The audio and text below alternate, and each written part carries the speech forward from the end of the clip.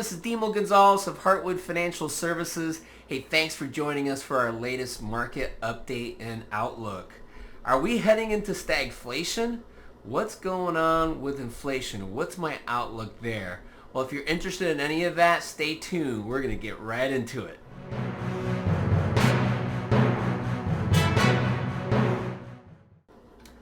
All right, as always, let's get right into the asset class returns for February.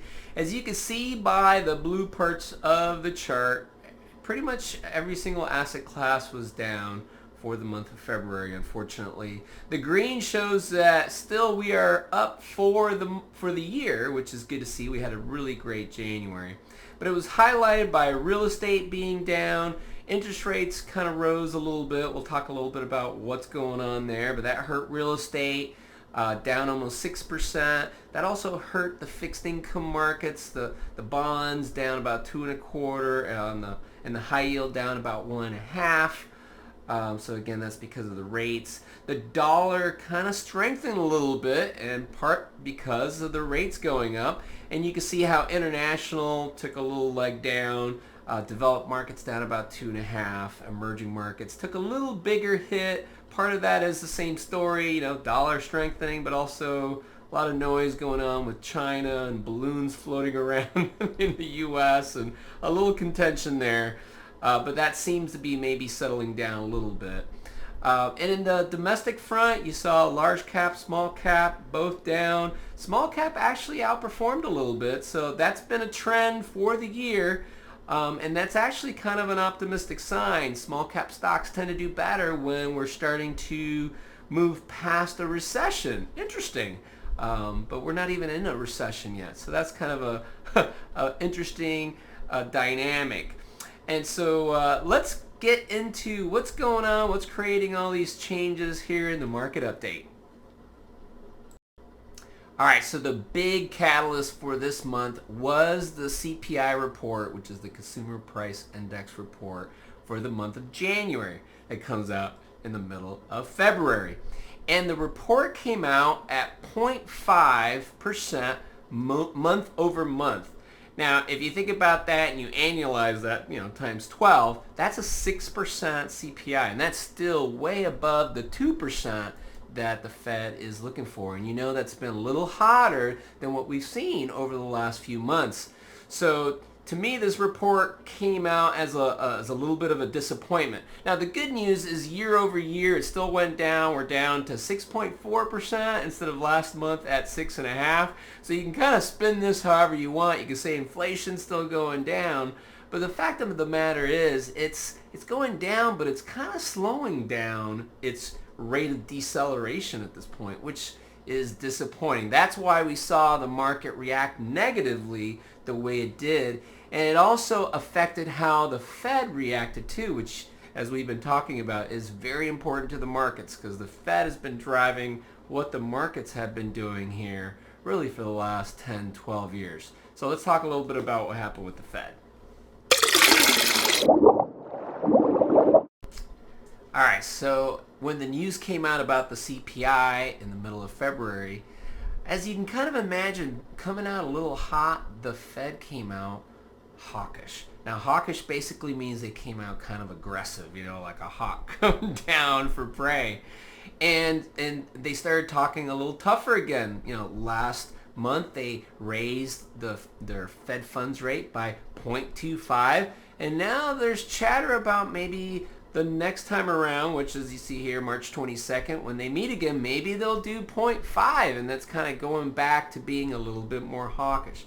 Again, that was not being priced into the markets, so the markets are all kind of repricing that slightly more hawkish tone from the Fed.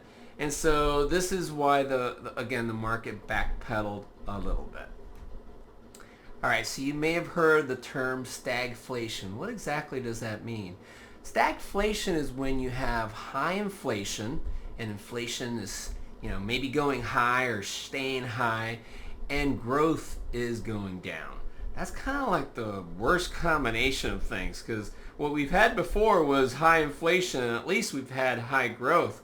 But what we're starting to maybe see is the growth is starting to come down as well.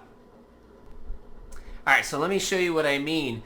You can see here in this chart that shows the leading indicators, and this goes back to about 2000 to pretty present time. And the blue is the leading indicators, and you can see when the leading indicators go below zero, there's a really good chance that a recession is going to happen and takes part. That's what the gray bars are here. The gray line is just GDP. All right, usually correlates with negative GDPs when we have a recession.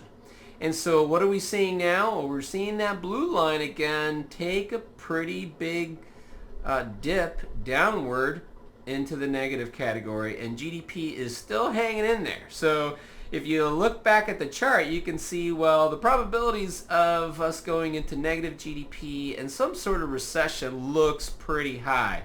And I would certainly agree with that. And if inflation continues to stay high, that would be the definition of stagflation. And this is definitely something that I'm concerned about. I don't see this as being my base case scenario. We'll talk a little bit more about that in the outlook. But this is definitely something I'm keeping an eye on, and it changes a little bit of the strategy of how we construct the portfolio going forward. All right, in the market outlook, I'm going to get into where I think the CPI or inflation is going. And this is a pretty big deal, I think. And I'm going to do it in 5 quick points. So let's get right into it. All right, so this whole idea about where I think inflation is going is due to what's going on with housing, okay? So what's great about this chart, it shows the price growth of housing, which is the black, versus the CPI.